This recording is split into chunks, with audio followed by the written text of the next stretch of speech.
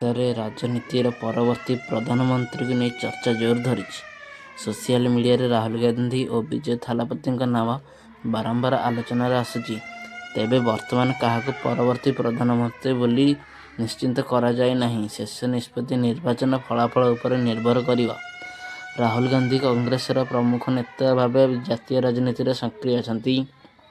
ଅନ୍ୟପଟେ ବିଜୟ ଥାଲାପତି ତାମିଲନାଡୁର ନିଜ ରାଜନୈତିକ ଦଳ ସହ ନୂଆ ଯାତ୍ରା ଆରମ୍ଭ କରିଛନ୍ତି। ଦୁହିଁଙ୍କ ନେଇ ଚର୍ଚ୍ଚା ଚାଲିଥିଲେ ମଧ୍ୟ ପରବର୍ତ୍ତୀ ପ୍ରଧାନମନ୍ତ୍ରୀ କିଏ ହେବେ ତାହା ଏବେ କହିହେବ ନାହିଁ। ଆଗାମୀ ଲୋକସଭା ନିର୍ବାଚନ ପୂର୍ବରୁ ଅନେକ ରାଜନୈତିକ ସମୀକରଣ ବଦଳିପାରେ। ମେଣ୍ଟି ରାଜନୀତି, ଜନସମର୍ଥନ ଓ ନିର୍ବାଚନ ପରିସ୍ଥିତି ଶେଷ ଫଳାଫଳକୁ ପ୍ରଭାବିତ କରିବ। ସେଥିପାଇଁ ଏବେଠାରୁ କୌଣସି ନିଷ୍କର୍ଷରେ ପହଞ୍ଚିବା ଠିକ୍ ହେବ ନାହିଁ। ସୋସିଆଲ ମିଡ଼ିଆରେ ବିଭିନ୍ନ ପୋଷ୍ଟ ଓ ଭିଡ଼ିଓ ମାଧ୍ୟମରେ ଅନେକ ଦାବି କରାଯାଉଛି, କିନ୍ତୁ ସବୁ ଦାବି ସତ୍ୟ ହୋଇନଥାଏ। ଭୋଟରଙ୍କ ରାୟ ଓ ନିର୍ବାଚନ ଫଳାଫଳ ଆସିବାର ପରେ ହିଁ ପରବର୍ତ୍ତୀ ପ୍ରଧାନମନ୍ତ୍ରୀ ନାମ ସ୍ପଷ୍ଟ ହେବ। ରାଜନୀତିରେ ସମୟ ସହିତ ପରିସ୍ଥିତି ବଦଳିଥାଏ। ଯାହା ଚର୍ଚ୍ଚାରେ ଚାଲିଅଛି, ଆସନ୍ତାକାଲି ସେହି ଚିତ୍ର ବଦଳିପାରେ। ତେଣୁ ଲୋକମାନେ କେବଳ ଆଧିକାରିକ ସୂଚନା ଓ ନିର୍ବାଚନ ପ୍ରକ୍ରିୟା ଆଧାର କରି ବିଶ୍ୱାସ କରିବା ଉଚିତ। ଦେଶର ପରବର୍ତ୍ତୀ ପ୍ରଧାନମନ୍ତ୍ରୀଙ୍କୁ ନେଇ ଚର୍ଚ୍ଚା ଦିନକୁ ଦିନ ବଢ଼ୁଛି। ରାହୁଲ ଗାନ୍ଧୀ ଓ ବିଜୟ ଥାଲାପତିଙ୍କ ନାମ ଅନେକ ସ୍ଥାନରେ ଆଲୋଚନାର ବିଷୟ ହେଉଛି। ତଥାପି ବର୍ତ୍ତମାନ କୌଣସି ଆଧିକାରିକ ଘୋଷଣା ନଥିବାରୁ କାହାକୁ ପରବର୍ତ୍ତୀ ପ୍ରଧାନମନ୍ତ୍ରୀ ବୋଲି କହିହେବ ନାହିଁ। ରାଜନୈତିକ ଦଳଗୁଡ଼ିକ ଆଗାମୀ ନିର୍ବାଚନରେ ଲକ୍ଷ୍ୟ ଲକ୍ଷ୍ୟ କରି ନିଜ ନିଜ ରଣନୀତି ପ୍ରସ୍ତୁତ କରୁଛନ୍ତି। କେଉଁ ଦଳ କେବେ ଆସନ ଜିତିବ ଏବଂ କେଉଁ ସରକାର ଗଠନ କରିବ, ସେହି ଭୋଟରଙ୍କ ଉପରେ ନିର୍ଭର କରିବ। ସେହିପରି ପରବର୍ତ୍ତୀ ପ୍ରଧାନମନ୍ତ୍ରୀ ନିଷ୍ପତ୍ତି ମଧ୍ୟ ନିର୍ବାଚନ କରିହେବ। ବିଜୟ ଥାଲାପତିଙ୍କ ରାଜନୈତିକ ପ୍ରବେଶ ପରେ ତାଙ୍କୁ ନେଇ ଅନେକ ଚର୍ଚ୍ଚା ହେଉଛି। ଅନ୍ୟପଟେ ରାହୁଲ ଗାନ୍ଧୀ ଦୀର୍ଘ ସମୟ ଧରି ଜାତୀୟ ରାଜନୀତିରେ ସକ୍ରିୟ ଅଛନ୍ତି, କିନ୍ତୁ ଏହି ଆଲୋଚନାକୁ ଆଧାର କରି ପରବର୍ତ୍ତୀ ପ୍ରଧାନମନ୍ତ୍ରୀ କିଏ ହେବ ବୋଲି କହିହେବ ନାହିଁ। ରାଜନୈତିକ ବିଶ୍ଳେଷକଙ୍କ ମତ ଅନୁସାରେ ନିର୍ବାଚନ ପୂର୍ବରୁ ଅନେକ ନୂଆ ଘଟଣା ଘଟିପାରେ। ମେଣ୍ଟ ବଦଳିପାରେ, ନୂଆ ପ୍ରାର୍ଥୀ ସାମ୍ନା ଆସିପାରନ୍ତି ଏବଂ ପରିସ୍ଥିତି ମଧ୍ୟ ବଦଳିପାରେ। ତେଣୁ କୌଣସି ନିଶ୍ଚିତ ଦାବି କରିବା ସମ୍ଭବ ନୁହେଁ। ଭାରତର ପ୍ରଧାନମନ୍ତ୍ରୀ ଚୟନ ଲୋକତାନ୍ତ୍ରିକ ପ୍ରକ୍ରିୟା ମାଧ୍ୟମରେ ହୋଇଥିବା ଲୋକସଭା ନିର୍ବାଚନର ଫଳାଫଳ ଓ ସଂଖ୍ୟା ଗରିଷ୍ଠର ଆଧାରରେ ସରକାର ଗଠନ ହୁଏ। ତେଣୁ ନିର୍ବାଚନ ଶେଷ ହେବା ପୂର୍ବରୁ କାହାକୁ ପରବର୍ତ୍ତୀ ପ୍ରଧାନମନ୍ତ୍ରୀ ବୋଲି ଘୋଷଣା କରିହେବ ନାହିଁ। ଦେଶରେ ପରବର୍ତ୍ତୀ ପ୍ରଧାନମନ୍ତ୍ରୀ ନେଇ ବିଭିନ୍ନ ରାଜନୈତିକ ଚର୍ଚ୍ଚା ଜାରି ଧରିଛି। କେହି ରାହୁଲ ଗାନ୍ଧୀଙ୍କ ନାମ ନେଉଥିବା ବେଳେ କେହି ବିଜୟ ଥାଲାପତିଙ୍କ ମତ ରଖୁଛନ୍ତି। ତେବେ କେବଳ ଚର୍ଚ୍ଚା ମାତ୍ର। ଶେଷ ନିଷ୍ପତ୍ତି ଲୋକସଭା ନିର୍ବାଚନର ଫଳାଫଳ ପରେ ହିଁ ସ୍ପଷ୍ଟ ହେବ। ନିର୍ବାଚନ ନିକଟତର ହେଲେ ବିଭିନ୍ନ ଦଳ ନିଜର ପ୍ରଚାରକୁ ଅଧିକ ଜୋରଦାର କରୁଛନ୍ତି। ଏହି ସମୟରେ ଅନେକ ଅନୁମାନ, ଚର୍ଚ୍ଚା ଓ ଦାବିକୁ ସାମ୍ନାକୁ ଆସେ। କିନ୍ତୁ ଭୋଟରଙ୍କ ରାୟ ଓ ନିର୍ବାଚନ ଫଳାଫଳ ହିଁ ଶେଷରେ ଦେଶର ନୂଆ ସରକାର ନିର୍ଦ୍ଧାରଣ କରେ।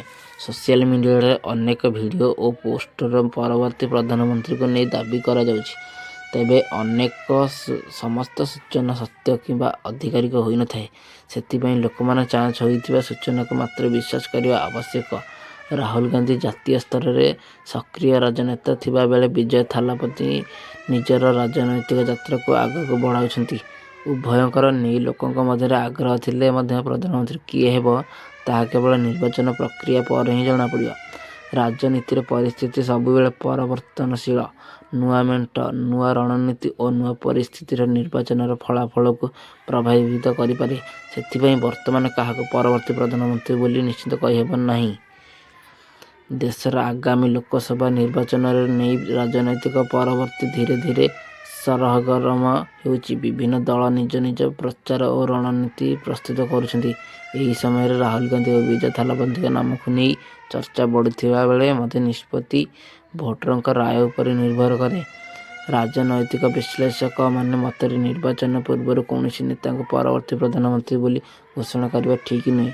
ଦଳୀୟ ମେଣ୍ଟ, ଆସନ ସଂଖ୍ୟା ଏବଂ ଜନସମର୍ଥନ ମିଶି ଶେଷ ଫଳାଫଳ ନିର୍ଣ୍ଣୟ କରିଥାଏ। ସେଥିପାଇଁ ସମସ୍ତ ଦାବିକୁ ସତର୍କତାର ସହ ଦେଖିବା ଆବଶ୍ୟକ। ସୋସିଆଲ ମିଡ଼ିଆରେ ପ୍ରତିଦିନ ନୂଆ ନୂଆ ଦାବି ଓ ଚର୍ଚ୍ଚା ଦେଖିବାକୁ ମିଳୁଛି। କେତେକ ପୋଷ୍ଟରେ ରାହୁଲ ଗାନ୍ଧୀଙ୍କ ଆଗରେ ଦେଖାଯାଉଥିବା ବେଳେ କେତେକ ବିଜୟ ଥାଲାପତିଙ୍କ ନାମ ଆସୁଛି। କିନ୍ତୁ ଏସବୁ ଆଲୋଚନା ମାତ୍ର। ଆଧିକାରିକ ନିଷ୍ପତ୍ତି ନୁହେଁ। ଭାରତର ଲୋକତନ୍ତ୍ରରେ ଭୋଟର ରାୟଙ୍କ ସବୁଠାରୁ ବଡ଼ ଭୂମିକା ନିଭାଏ। କୌଣସି ଦଳ କିମ୍ବା ନେତା ଜନସମର୍ଥନ ହାସଲ କରିବା ହିଁ ସରକାର ଗଠନର ସୁଯୋଗ ପାଇଥାନ୍ତି। ତେଣୁ ନିର୍ବାଚନ ଫଳାଫଳ ଆସିବା ପୂର୍ବରୁ କୌଣସି ନିଷ୍କର୍ଷରେ ପହଞ୍ଚିବା ଉଚିତ ନୁହେଁ। ଦେଶର ଆଗାମୀ ରାଜନୈତିକ ପରିସ୍ଥିତି କିପରି ରହିବ ତାହା ନେଇ ବିଭିନ୍ନ ମତ ପ୍ରକାଶ ପାଉଛି। ତେବେ ପରବର୍ତ୍ତୀ ପ୍ରଧାନମନ୍ତ୍ରୀ କିଏ ହେବ, ସେହି ପ୍ରଶ୍ନର ଉତ୍ତର କେବଳ ନିର୍ବାଚନ ଫଳାଫଳ ଏବଂ ସଂସଦରେ ସଂଖ୍ୟାଗରିଷ୍ଠତା ନିର୍ଣ୍ଣୟ କରିବା। ପରବର୍ତ୍ତୀ ପ୍ରଧାନମନ୍ତ୍ରୀଙ୍କୁ ନେଇ ଦେଶର ବିଭିନ୍ନ ସ୍ଥାନରେ ରାଜନୈତିକ ଆଲୋଚନା ଜାରି ରହିଛି। ରାହୁଲ ଗାନ୍ଧୀ ଓ ବିଜୟ ଥାଲାପତିଙ୍କ ନାମକୁ ନେଇ ସମର୍ଥନ କରି ନିଜ ନିଜ ମତ ରଖୁଛନ୍ତି। କିନ୍ତୁ ଭାରତର ପ୍ରଧାନମନ୍ତ୍ରୀ ଚୟନ କେବଳ ଲୋକସଭା ନିର୍ବାଚନର ଫଳାଫଳ ଏବଂ ସଂଖ୍ୟାଗରିଷ୍ଠତା ଆଧାରରେ ହୋଇଥାଏ। ରାଜନୈତିକ ପରିସର ବଦଳିବା ସହ ନୂଆ ମେଣ୍ଟ ଓ ନୂଆ ସମୀକରଣ ସୃଷ୍ଟି ହୋଇପାରେ। ଏହି କାରଣରୁ ଆଜିର ଚର୍ଚ୍ଚା ନିର୍ବାଚନ ସମୟରେ ସମ୍ପୂର୍ଣ୍ଣ ବଦଳିପାରେ। ତେଣୁ କେବଳ ସୋସିଆଲ ମିଡ଼ିଆର ଦାବିକୁ ଆଧାର କରି କୌଣସି ନିଷ୍କର୍ଷରେ ପହଞ୍ଚିବା ଉଚିତ ନୁହେଁ। ରାହୁଲ ଗାନ୍ଧୀ ଦୀର୍ଘ ଦିନ ଧରି ଜାତୀୟ ରାଜନୀତିରେ ସକ୍ରିୟ ଥିବାବେଳେ ବିଜୟ ଥାଲାପତି ନିଜର ନୂତନ ରାଜନୈତିକ ଯାତ୍ରାକୁ ଆଗକୁ ବଢ଼ାଉଛନ୍ତି। ଏହି ଦୁଇ ନେତାଙ୍କୁ ନେଇ ଲୋକଙ୍କ ମନରେ ଆଗ୍ରହ ହେଲେ ଥିବା ମଧ୍ୟ ପରବର୍ତ୍ତୀ ପ୍ରଧାନମନ୍ତ୍ରୀ କିଏ ହେବ ତାହା ଏବେ କହିବା ସମ୍ଭବ ନୁହେଁ।